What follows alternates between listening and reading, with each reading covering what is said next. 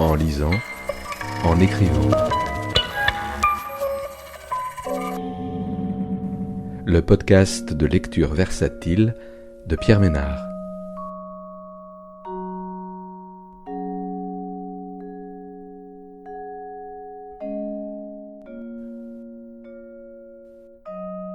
Aujourd'hui, Touché de Pascal Monnier, paru aux éditions POL en 2023.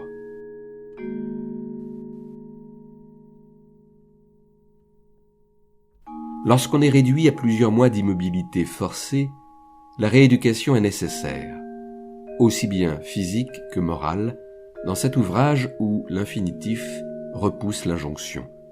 Un programme libre, réunissant une variété de pensées, de désirs, d'aveux, de souvenirs, de souhaits et de résolutions. Accomplir chaque jour sa to-do list de la veille. Renoncer à l'espoir de n'éprouver ni remords ni regrets. Ne plus se mesurer à chaque personnage dont on lit la biographie. Ce texte prend la forme d'une liste, rédigée à l'infinitif, un temps neutre, impersonnel, le temps de tout le monde. Une manière de s'échapper du biographique et du psychologique. Une introspection qui résonne en nous tous. Se débarrasser de ses mauvaises habitudes, se réformer, se corriger.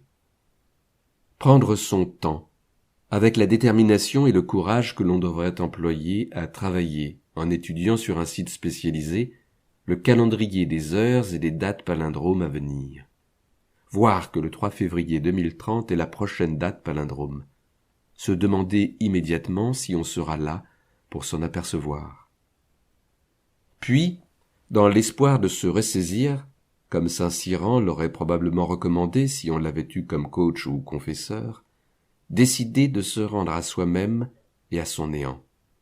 Et, encore mieux, lors des moments de grande pénitence, déclenchés par le désœuvrement qui a précédé et l'abattement qui a suivi, se souvenir que la grandeur de l'homme revient à être nécessairement à l'écart de soi-même. Entamer une carrière de pénitent.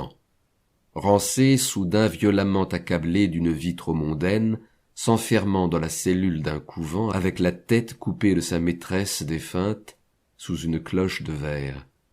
Chateaubriand recevant par pénitence de sa vie trop mondaine l'ordre d'écrire la vie de Rancé, enfermé dans sa cellule de moine, avec la tête coupée de sa maîtresse défunte, etc. Pratiquer aussi, tant qu'à faire, l'instant suivant, la joie de vouloir détruire ce qui mutile la vie. Ignorer le sens de cette note très ancienne et qui ne semble pas une citation, attachement, ok, similitude. Ne plus s'étonner de ce que les bus que l'on croise parlent et prétendent « je roule propre ». Ne pas s'étonner davantage de ce que des chiens dans ces mêmes rues où circulent des autobus disposés à l'examen de conscience parlent eux aussi et confessent « je fais où on me dit ». Ne plus flotter dans la mélancolie et le renoncement comme on fait la planche trop longtemps dans une piscine par lassitude d'une nage sans destination.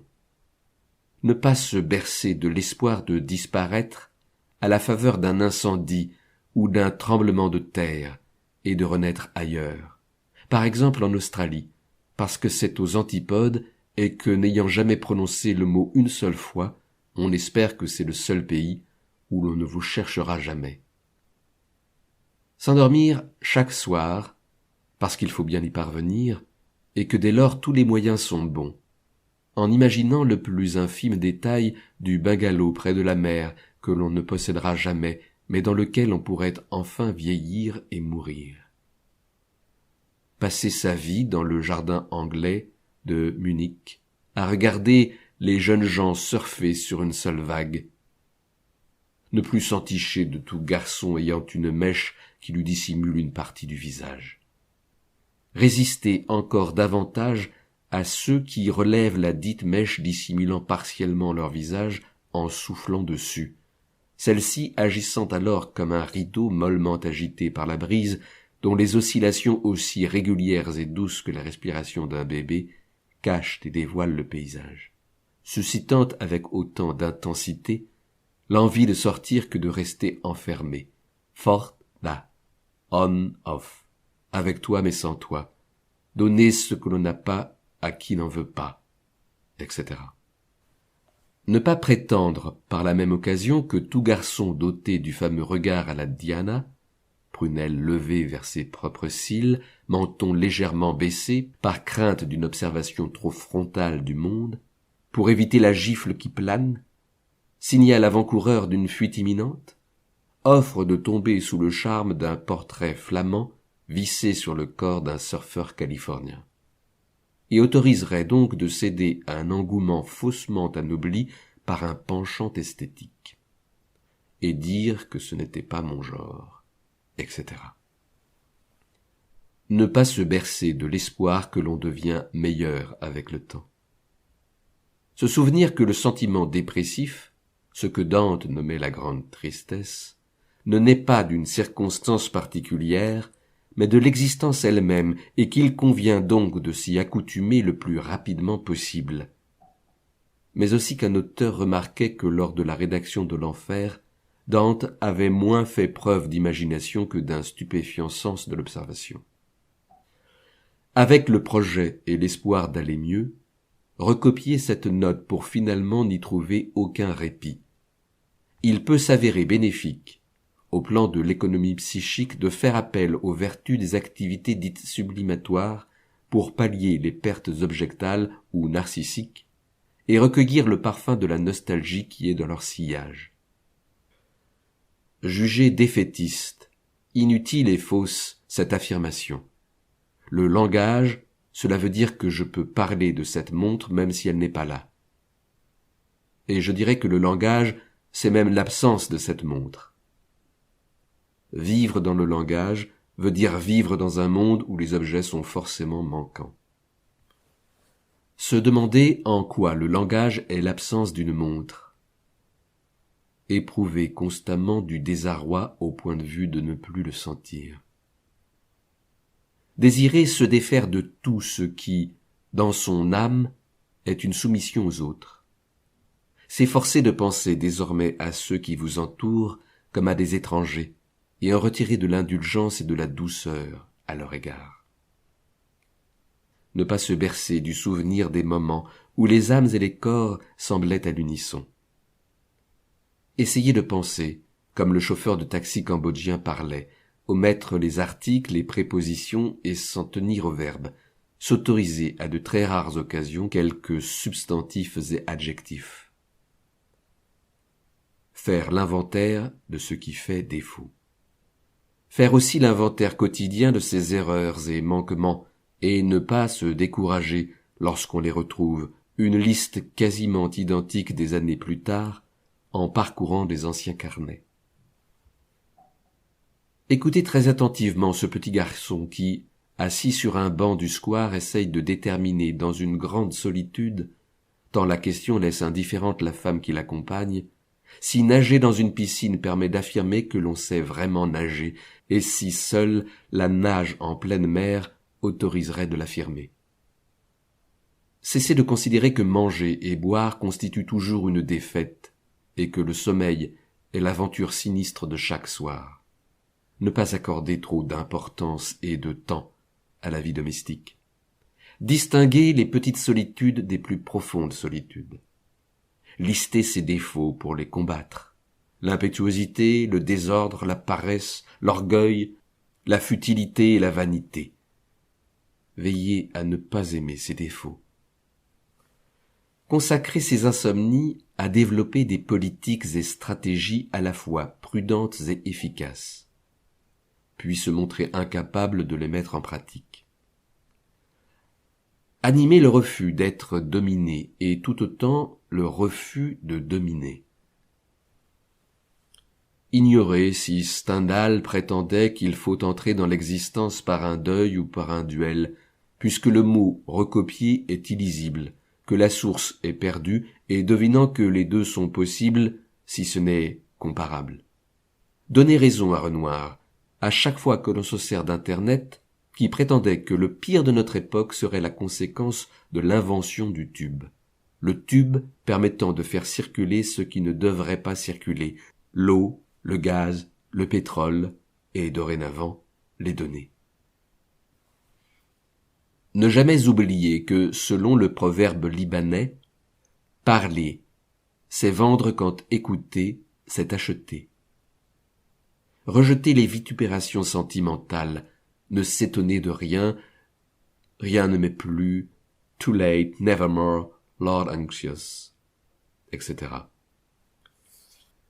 Se souvenir du bain pris dans une piscine d'hôtel sur un toit de Florence, parce que la lumière était parfaite, parce que la température de l'air et de l'eau était parfaite.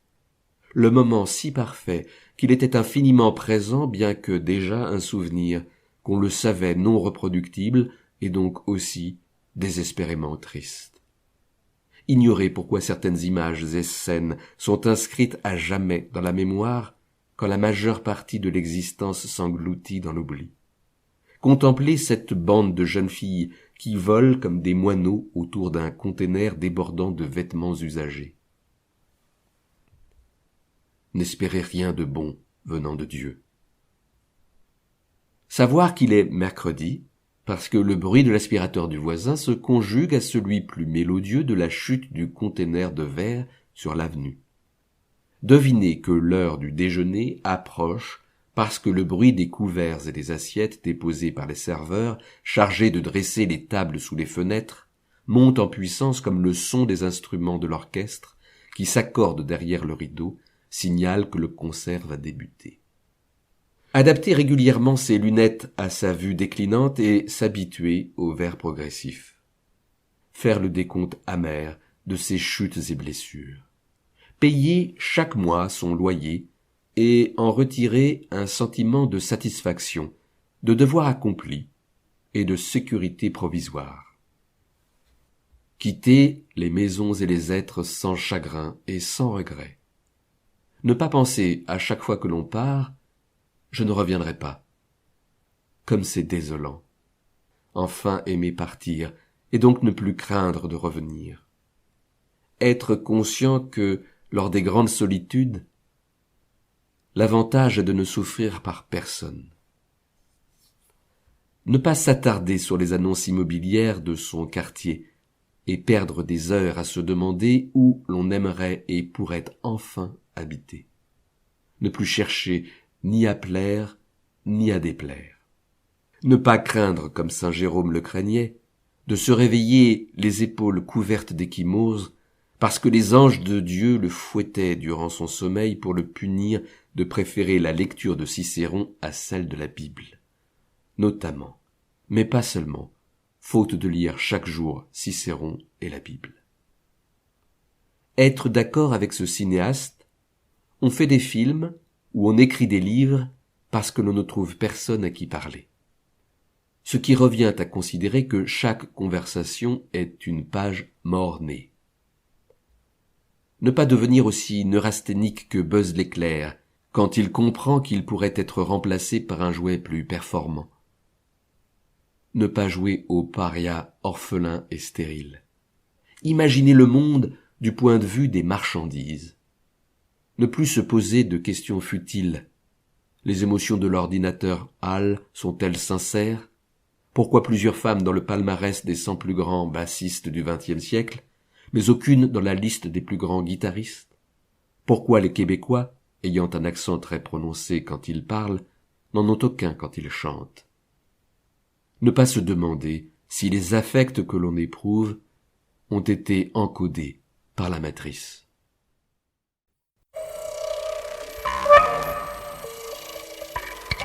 En lisant, en écrivant. Le podcast de lecture versatile de Pierre Ménard.